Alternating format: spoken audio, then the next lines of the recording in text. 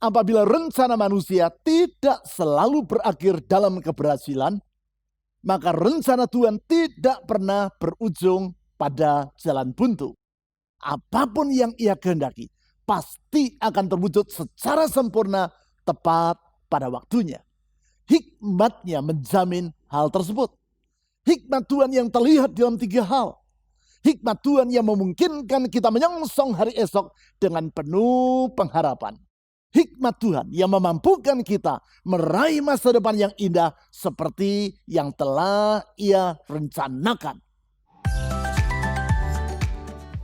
Hikmat Allah tidak terbatas. Dia sanggup menggenapi segala rencananya tepat pada waktunya dan sempurna.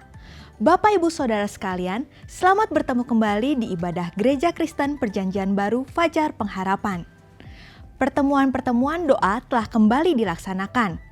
Oleh karenanya, jangan lupa untuk mengikuti pertemuan doa Selah yang akan dilaksanakan pada hari Rabu 8 Februari 2023 pukul 10 pagi di Jalan Pasir Koja 58 Bandung. Selain itu, Anda juga dapat mengikuti doa pagi setiap hari Sabtu pukul 5:30 pagi. Melalui pertemuan-pertemuan doa tersebut, rohani kita akan terus disegarkan. Di tahun ini, kita sedang membangun asrama bagi para mahasiswa kita di dekat gedung gereja kita di Pasir Koja dan membangun bukit doa kita di Lembang. Anda dapat mendukung dan mengambil bagian dalam pembangunan kedua tempat tersebut melalui persembahan janji iman. Bagi Anda yang telah menuliskan janji iman, Anda dapat memberikan persembahan tersebut dengan memasukkannya ke dalam amplop persembahan khusus atau melalui rekening bank atau dengan cara men-scan QR Code dengan menggunakan aplikasi dompet digital.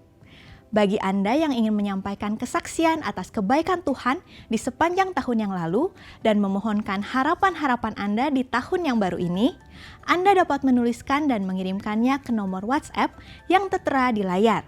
Tim doa gereja kita akan terus mendukung doa-doa Anda di sepanjang tahun ini. Informasi dan pengumuman penting lainnya dapat Anda lihat dan ikuti di bagian menjelang akhir ibadah ini. Selamat beribadah!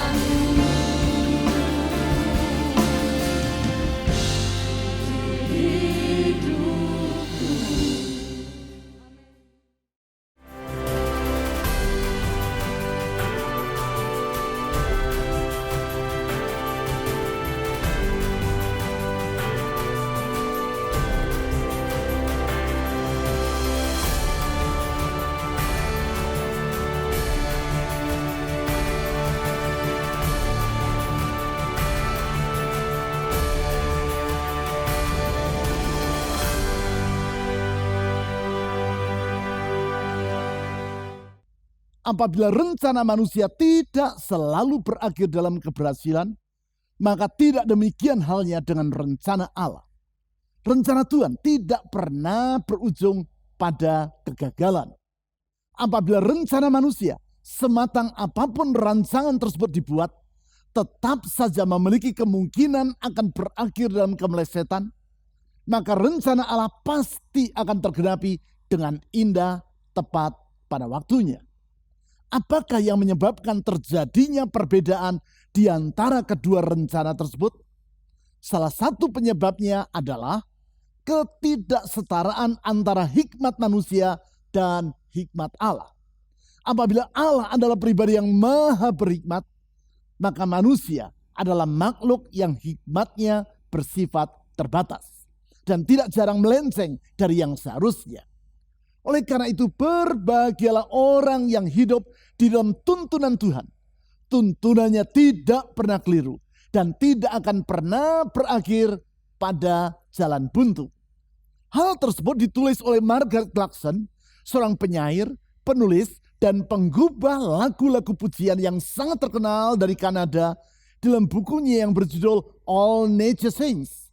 Di situ ia menulis, "The glorious truth is that to a Christian walking in the will of God, there's no such thing as a dead end street." Suatu kebenaran yang mulia adalah bagi seorang Kristen yang berjalan dalam kehendak Allah, tidak ada jalan buntu. Memang, keterbatasan kita sebagai manusia, termasuk keterbatasan kita dalam hal hikmat, menyebabkan betapa kita sangat memerlukan tuntunan Tuhan. Kita bersyukur bahwa bukan saja Tuhan mampu menuntun kita di jalan yang benar, Ia juga bersedia untuk memberikan tuntunannya tersebut. Sehingga di tengah masa yang sekelam apapun, kita tidak perlu berputus asa. Karena kesediaan Tuhan dalam menuntun hidup kita memungkinkan kita menyongsong hari depan dengan penuh pengharapan. Kemampuan dan kerelaan Tuhan dalam menuntun manusia yang terbatas ini sama seperti kesanggupan dan kesediaan Paul Gerard, seorang pilot angkatan udara Inggris, dalam menuntun Jim O'Neill, seorang pilot yang sedang menerbangkan pesawat jenis Cessna pada tahun 2008. Hari itu, Jim yang berusia 65 tahun menerbangkan pesawatnya seorang diri dari Prestwick, Skotlandia menuju ke kota Colchester yang terletak sekitar 50 mil dari kota London di Inggris. Sementara berada di tengah perjalanan, Jim O'Neill mendadak mengalami stroke pada matanya yang mengakibatkan seketika itu juga ia mengalami kebutaan. Coba bayangkan apabila saudara sedang menerbangkan pesawat seorang diri dan sementara berada di udara pada ketinggian 1.500 meter dari permukaan air laut, saudara secara mendadak mengalami kebutaan. Semuanya menjadi serba sangat kabur sehingga praktis saudara tidak dapat melihat apapun secara jelas. Betapa mengerikannya kondisi tersebut. Di dalam keadaan yang sangat gawat itu, Jim O'Neill mengirim berita lewat radio dan menyampaikan situasi darurat yang sedang ia alami. Mendengar berita lewat radio tersebut, Paul Gerard, seorang instruktur pilot angkatan udara Inggris yang berpangkat setara dengan kolonel, segera menerbangkan pesawat latihnya dari pangkalan angkatan udara Inggris di Linton-on-Ouse guna membimbing Jim O'Neill. Atas persetujuan dari petugas di menara kontrol, Paul Gerard menerbangkan pesawatnya mendekati pesawat Jim O'Neill.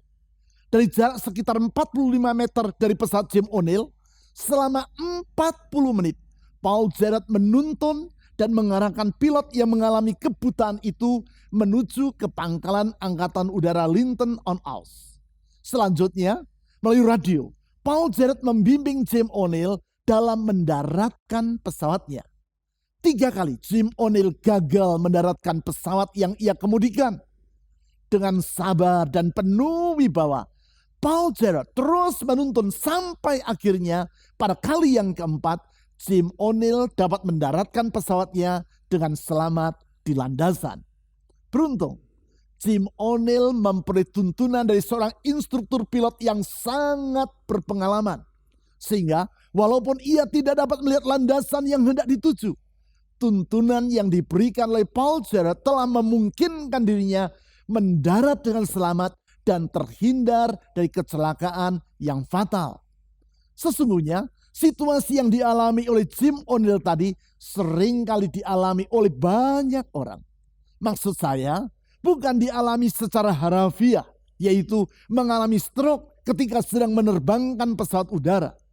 Namun seperti Jim O'Neill, mereka hidup tanpa mampu melihat masa depan. Semuanya serba sangat kabur, bahkan sangat gelap. Bukan itu saja, mereka tidak tahu apa yang harus mereka perbuat. Tidak heran apabila hari-hari ini banyak orang yang hidup dalam keadaan khawatir, panik, dan berputus asa. Apabila keadaan yang seperti itu yang sedang saudara alami hari ini, saya ingin menyampaikan berita baik bagi Anda.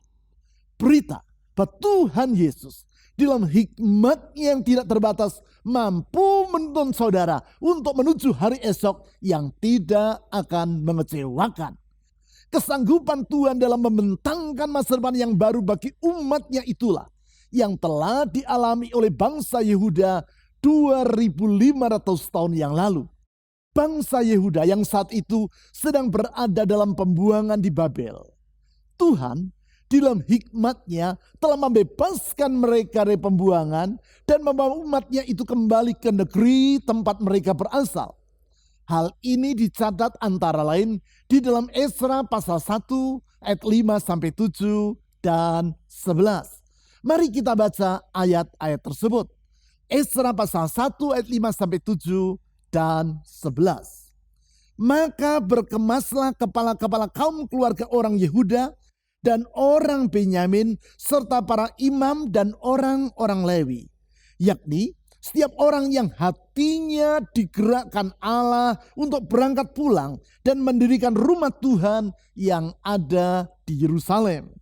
Dan segala orang di sekeliling mereka membantu mereka dengan barang-barang perak, dengan emas, harta benda, dan ternak, dan dengan pemberian yang indah-indah, selain dari segala sesuatu yang dipersembahkan dengan sukarela. Ayat 7. Pula Raja Kores menyuruh mengeluarkan perlengkapan rumah Tuhan yang telah diangkut Nebukadnezar dari Yerusalem dan yang ditaruhnya di dalam kuil Allahnya. Ayat 11. Barang-barang emas dan perak itu seluruhnya berjumlah 5.400. Semuanya itu dibawa oleh Sesbazar sewaktu orang-orang buangan itu dibawa pulang dari negeri Babel ke Yerusalem. Sebagaimana yang telah kita bahas di dalam 3 pekan yang terakhir. Esra pasal 1 mencatat penggenapan dari janji Tuhan kepada umatnya, bangsa Yehuda yang sedang berada di dalam pembuangan di Babel. Wilayah Babel yang di masa itu berada di dalam kekuasaan kerajaan Persia dan yang diperintah oleh Raja Kores. Di dalam Esra pasal 1 ayat 1 ditulis, pada tahun pertama pemerintahan Raja Kores, Allah menggenapi janji yang ia sampaikan melalui Nabi Yeremia. Itulah janji yang dicatat di dalam Yeremia pasal 29 ayat 10.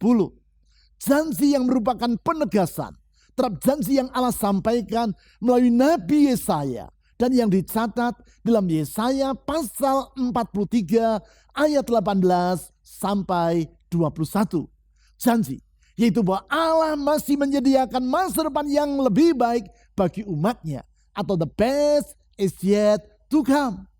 Tentang janji Tuhan tersebut, di dalam ibadah awal tahun tanggal 1 Januari yang lalu, saya telah menjelaskan bahwasanya janji ini tidak terlepas dari 4 sifat Tuhan.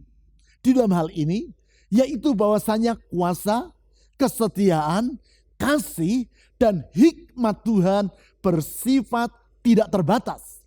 Di dalam 3 ibadah yang lewat, secara berturut-turut, kita telah membahas 3 dari keempat sifat Allah tersebut. Sekarang, kita akan menelaah sifatnya yang keempat, yaitu bahwasanya hikmatnya tidak terbatas.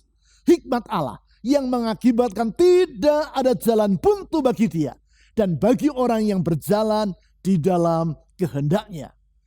Hikmat Tuhan yang tidak terbatas tersebut antara lain terungkap di dalam catatan Ezra pasal 1 ayat 5-7 dan ayat 11 yang telah kita baca tadi. Di dalam ayat-ayat tersebut nampak bahwa Tuhan dalam hikmat yang tidak terbatas itu mampu yang pertama memilih orang-orang yang akan dipakainya untuk menggenapi rencananya.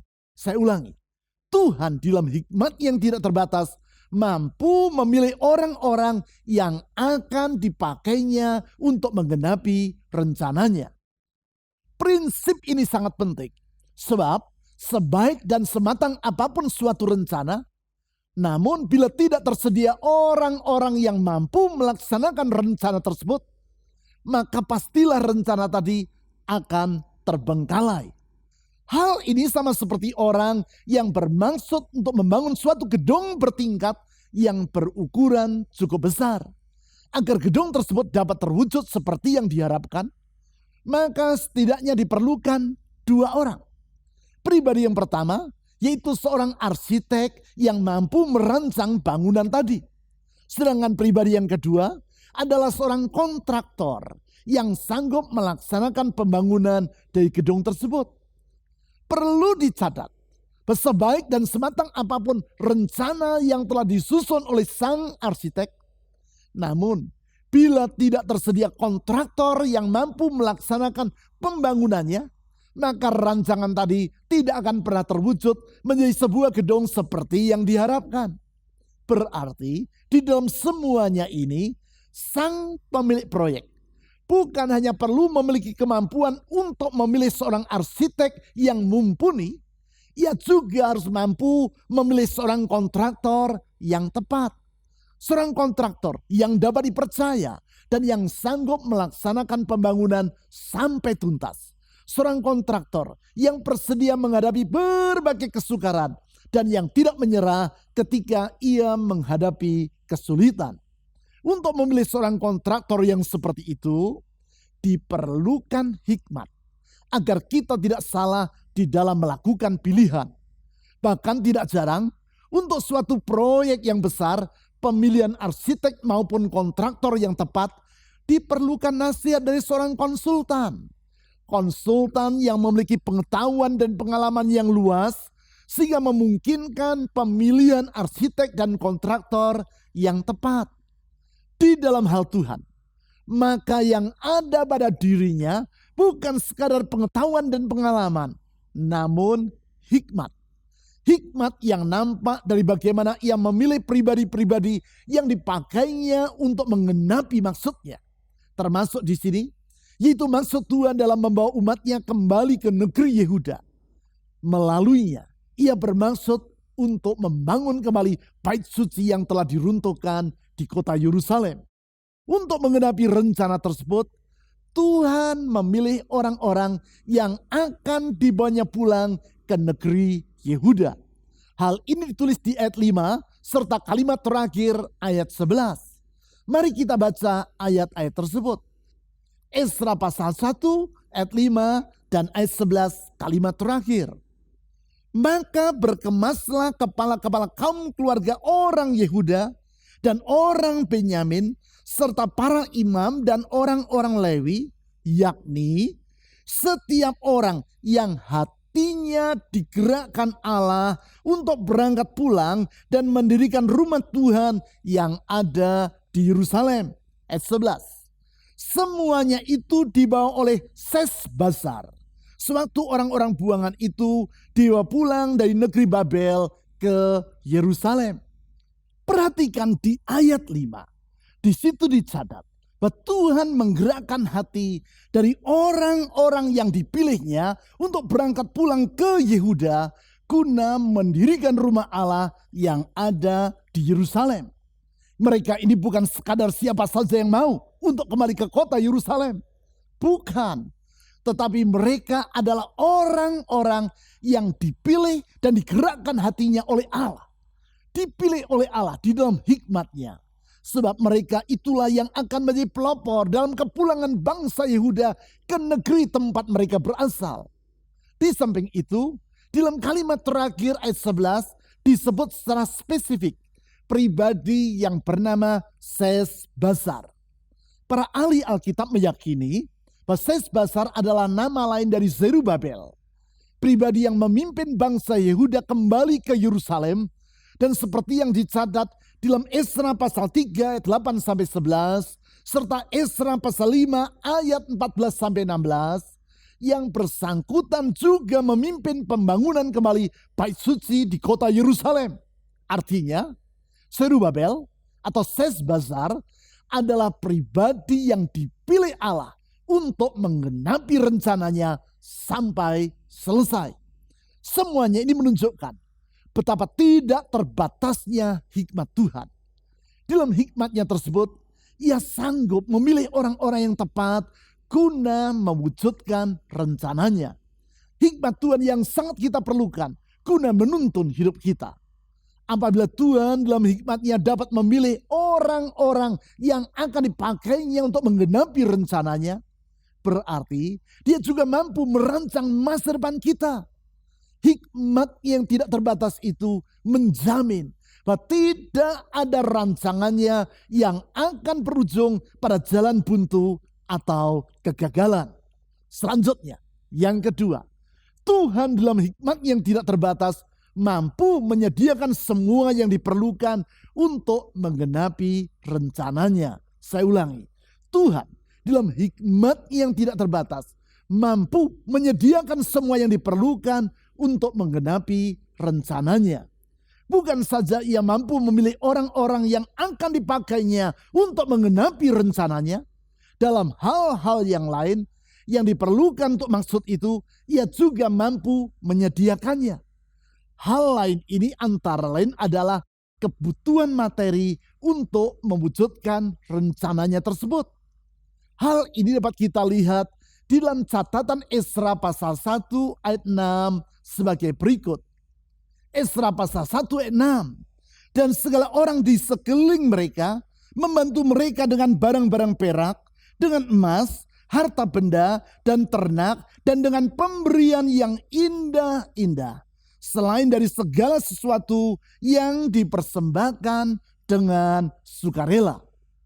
Apa yang ditulis di ayat 6 ini merupakan tindak lanjut dari ketetapan yang dibuat dan diumumkan oleh Raja Kores sebagaimana yang dicatat dalam Esra pasal 1 ayat 4. Ketetapan penduduk Babel harus menyokong orang-orang Yehuda yang akan kembali ke negeri mereka dengan perak, emas, harta benda, dan ternak. Selain itu, mereka juga wajib memberikan persembahan sukarela bagi pembangunan rumah Allah yang ada di kota Yerusalem. Sehingga dengan demikian, bangsa Yehuda seperti yang dicatat di ayat 5, bahwa mereka terdiri dari orang-orang yang berlatar belakang suku Yehuda, suku Benyamin, dan suku Lewi, meninggalkan Babel bukan dengan tangan kosong. Semua hal yang mereka perlukan untuk membangun rumah Allah di Yerusalem sudah Tuhan sediakan. Karena itu jangan lupakan prinsip ini, yaitu apabila Tuhan yang merencanakan, maka Ia pula yang akan menyediakan semua yang diperlukan guna menggenapi rencananya itu. Dengan hikmat yang tidak terbatas, Ia menyediakan semua yang diperlukan oleh umatnya guna mewujudkan kehendaknya. Dengan kata lain, apabila kita hidup selaras dengan kehendak Tuhan, maka kita tidak perlu merasa khawatir. Sebab Tuhan yang penuh dengan hikmat yang akan bertanggung jawab atas hidup kita. Perjalanan gereja kita selama ini telah membuktikan hal tersebut. Hari ini, tanggal 29 Januari, genap 34 tahun Gereja Kristen Perjanjian Baru Fajar Pengharapan berdiri. Dimulai dari awal yang sederhana, dengan 33 orang sebagai jemaat awal. Tuhan telah memberkati kita menjadi seperti hari ini. Pada awal gereja ini berdiri, kita tidak memiliki apa-apa. Tidak memiliki gedung, tidak memiliki mobil, bahkan tidak memiliki peralatan sound system maupun peralatan musik. Semua saudara yang menjadi anggota jemaat GKPB Fajar Pengharapan tentu sangat mengetahui bahwa selama 34 tahun ini tidak satu kali pun kita mengedarkan proposal untuk meminta bantuan ke sana kemari. Tidak satu kali pun. Namun Tuhan telah membuktikan bahwa Dia hidup dan firman-Nya dapat diandalkan. Bila Tuhan yang merencanakan, maka Ia pula yang akan menyediakan semua yang diperlukan guna menggenapi rencananya itu. Selama ini Tuhan telah mencukupkan semua yang kita perlukan dengan menggerakkan hati jemaat dalam memberikan persembahan dan janji iman. Puji Tuhan untuk semua itu dan bersyukur untuk ketaatan jemaat terhadap tuntunan Tuhan.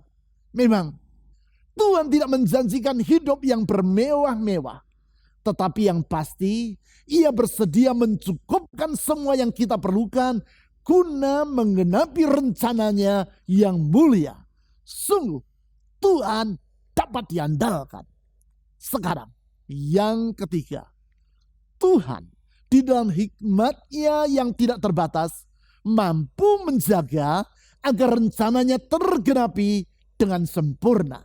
Saya ulangi, Tuhan di dalam hikmat-Nya yang tidak terbatas mampu menjaga agar rencananya tergenapi dengan sempurna.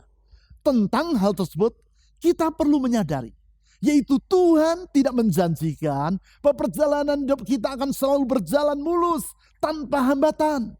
Namun yang pasti, di masa yang sesukar apapun juga, Tuhan di dalam hikmat-Nya mampu menjaga agar apa yang Ia rencanakan tergenapi dengan sempurna tepat pada waktunya. Langkah Tuhan dalam menjaga agar rencananya tergenapi dengan sempurna tersebut dapat kita lihat dalam catatan Esra pasal 1 ayat 7 dan 11. Yaitu, pula Raja Kores menyuruh mengeluarkan perlengkapan rumah Tuhan yang telah diangkut Nebukadnezar dari Yerusalem dan yang ditaruhnya di dalam kuil Allahnya. Ayat 11, barang-barang emas dan perak itu seluruhnya berjumlah 5.400. Semuanya itu dibawa oleh Sesbazar sewaktu orang-orang buangan itu dibawa pulang dari negeri Babel ke Yerusalem. Seperti yang ditulis di ayat 7. Ketika tentara kerajaan Babel yang berada di bawah pemerintahan Nebukadnezar menyerang Yehuda, mereka telah mengangkut semua perlengkapan dalam rumah Tuhan di kota Yerusalem dan membawanya ke negeri Babel. Namun Allah dalam hikmat-Nya telah mengatur sedemikian rupa sehingga semua perlengkapan dalam bait suci tersebut tetap terjaga. Sehingga seperti yang ditulis di ayat 11. Ketika bangsa Yehuda kembali ke Yerusalem, seluruh perlengkapan tersebut atas perintah Raja Kores dapat mereka bawa untuk dipergunakan dalam rumah Allah yang akan mereka bangun kembali. Dari situ kita dapat menyimpulkan bahwasanya Tuhan dalam hikmat-Nya mampu menjaga agar rencananya tergenapi dan tidak mengalami kegagalan. Dalam hal ini, yaitu rencananya agar rumah Allah berdiri di kota Yerusalem dan umat-Nya dalam masa perjanjian lama dapat beribadah di dalam rumahnya itu. Seberat apapun kesukaran yang terjadi, rencana Tuhan tidak pernah gagal. Semuanya ini menunjukkan bahwa bila kita berjalan dalam rencana Tuhan, bukan berarti semuanya akan berlangsung dengan lancar tanpa kesukaran. Ada saja kesukaran yang dapat menghadang. Namun hikmat Tuhan lebih besar daripada semua itu. Di dalam hikmat yang tidak terbatas, Tuhan akan menolong kita untuk menggenapi rencananya. Sebab pada dasarnya Tuhan di dalam hikmat yang tidak terbatas sanggup menjaga agar rencananya tergenapi dengan sempurna tepat pada waktunya. Hal itulah yang pernah kita alami di tahun 1989, seperti yang beberapa kali pernah saya bagikan dalam kesaksian di tengah jemaat. Hari itu, tepat pada tanggal 17 Agustus tahun 1989, belum genap 8 bulan gereja kita berdiri. salah satu pusat pertokoan di kota Bandung habis terbakar. Sedangkan selama itu kita menggunakan gedung bioskop yang ada di dalam pusat pertokoan tersebut sebagai tempat ibadah kita. Dalam peristiwa tersebut, seluruh perlengkapan yang kita miliki, baik perlengkapan sound system dan alat musik, ikut musnah terbakar. Namun rencana Allah tidak pernah gagal. Ia sanggup menjaga agar rencananya tergenapi tepat pada waktunya. Justru melalui musibah kebakaran tersebut, Tuhan memimpin gereja kita agar berpindah ke Jalan Pasir Koja, tempat di mana gedung gereja kita saat ini berada. Saya tidak bermaksud untuk mengajak saudara mensyukuri peristiwa kebakaran tersebut. Tidak. Namun, melalui peristiwa tersebut, Allah menunjukkan bahwa Ia mampu mengubah keadaan yang sukar untuk mendatangkan kebaikan bagi umatnya. Melalui peristiwa itu, sekarang kita memiliki gedung ibadah sendiri oleh karena berkat Tuhan. Sungguh, tidak ada rencana Tuhan yang akan gagal. Oleh karena itu, apapun kesukaran yang sedang saudara alami, percayalah bahwa sesungguhnya janji Tuhan, yaitu Ia menyediakan masa depan yang lebih baik bagi hidup Anda. The best is yet to come, pasti akan terwujud tepat pada waktunya. Kuasa, kesetiaan, kasih, dan hikmat Tuhan menjamin semua itu. Kuasa Tuhan bersifat tidak terbatas, sehingga tidak ada yang mustahil bagi Dia. Kesetiaan Tuhan adalah turun-temurun, sehingga di dalam segala keadaan kita dapat menemukan pengharapan di dalam kesetiaannya. Kasih Tuhan tidak pernah berubah. Oleh karenanya, kita dapat memandang hari esok tanpa berputus asa. Hikmat Tuhan melampaui segala batas akal, sehingga tidak ada jalan buntu bagi Dia. Dengan meyakini bahwa Tuhan bukan hanya berjanji, tetapi Dia sanggup menggenapi janjinya. Mari kita menjalani tahun 2023 ini dengan semakin bersandar kepadanya. Dalam iman kepada Tuhan Yesus, kita berkata tidak kepada keputusasaan, namun berkata ya kepada pengharapan. Kita berkata tidak kepada kekhawatiran, namun berkata ya kepada damai sejahtera yang bersumber pada Kristus. Kita berkata tidak kepada kebimbangan, namun berkata ya kepada iman terhadap janji Tuhan, yaitu bahwasanya Tuhan Yesus telah menyediakan masa depan yang lebih baik bagi kita, para pengikutnya. The best is yet to come. Mari kita berdoa. Tuhan Yesus, kami percaya tidak ada rancangan-Mu yang akan gagal.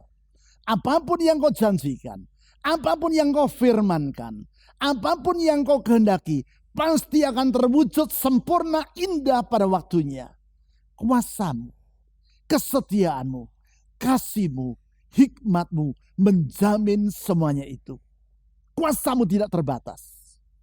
Kasih-Mu turun-temurun. Kesetiaan-Mu tidak pernah berubah untuk selama-lamanya. Dan Tuhan, hikmat-Mu melampaui batas akal. Karena itu kami yakin apapun yang Kau kehendaki pasti akan terwujud indah pada waktunya. Dan kalau kami hidup sesuai dengan rencana-Mu, sesungguhnya kami berjalan di jalan yang tidak akan pernah buntu.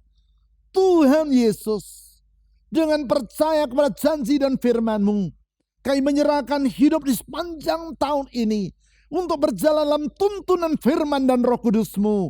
Tuntun kami di jalan-jalan-Mu yang benar itu ya Tuhan Yesus. Sehingga hidup kami menyenangkan hati-Mu, merupakan persembahan yang harum dan yang berkenan kepada-Mu. Oh Tuhan Yesus, dengan demikian hidup kami menjadi saksi dimanapun kami berada. Tuhan Yesus, ke dalam tangan-Mu kami menyerahkan masa depan kami. Ulurkan tangan-Mu yang penuh dengan kasih, kuasa, kesetiaan, dan hikmat itu. Membuka jalan di saat tiada jalan. menyediakan pertolongan dan jalan keluar tepat pada waktunya. Karena sesungguhnya mujizat Tuhan tidak pernah berakhir. Engkau sanggup melakukan segala perkara dan tiada yang sukar bagi Engkau. Tuhan Yesus, ulurkan tangan-Mu yang memulihkan. Ulurkan tangan-Mu yang menyediakan hari esok, yang menyembuhkan, yang mengadakan mujizat dalam hidup anak-anak-Mu. Tuhan Yesus, dengan percaya kepadamu dan berpegang kepada janji-Mu, kami menyerahkan semua doa, harapan dan permohonan kami di dalam nama di atas segala nama, nama yang menyelamatkan, nama Yesus Kristus, Tuhan dan Juru Selamat yang hidup. Amin. Besar setiamu, besar setiamu, setiap hari ku lihat rahmat-Mu. Kasih setiamu kekal selamanya. Besar setiamu kepadanya. Besar setiamu, besar setiamu, besar setiamu,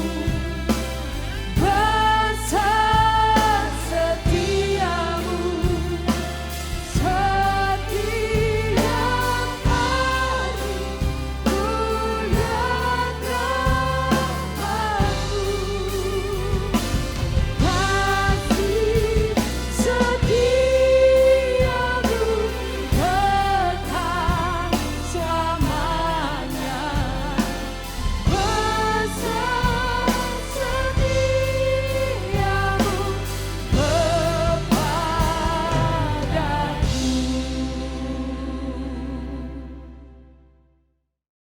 Berikut adalah beberapa informasi dan kegiatan gereja kita yang dapat Anda ikuti.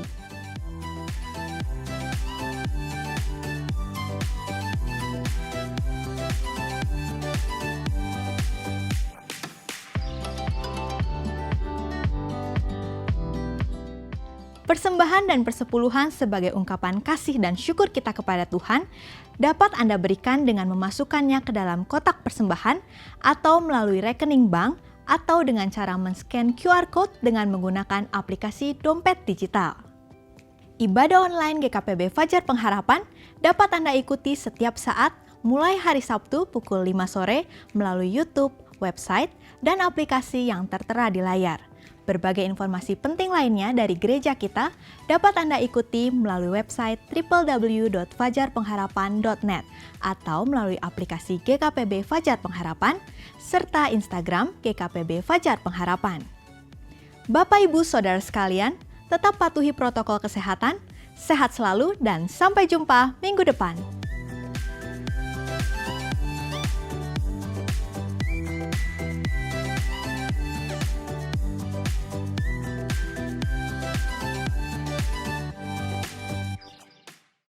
Bapak, Ibu, Saudara-saudari, mari kita akhiri ibadah ini di dalam doa. Tuhan Yesus, kami bersyukur firman-Mu adalah sumber hikmat dan pengharapan bagi kehidupan kami. Bawa kami untuk selalu berpegang teguh pada hikmat dan janji setia-Mu saja. Kami berdoa untuk kesehatan jemaat-Mu, jagai dan berkati agar kami tetap sehat, dan bagi yang sedang sakit, kami minta kesembuhan di dalam nama Tuhan Yesus. Kami berdoa untuk setiap pekerjaan dan relasi agar apapun yang kami kerjakan dapat berhasil dan dapat menyenangkan hati-Mu. Tak lupa kami berdoa untuk persembahan yang akan dan sudah diberikan, biarlah ini semua dapat dipakai bagi kemuliaan nama-Mu. Di dalam nama Tuhan Yesus kami berdoa. Amin. Bersama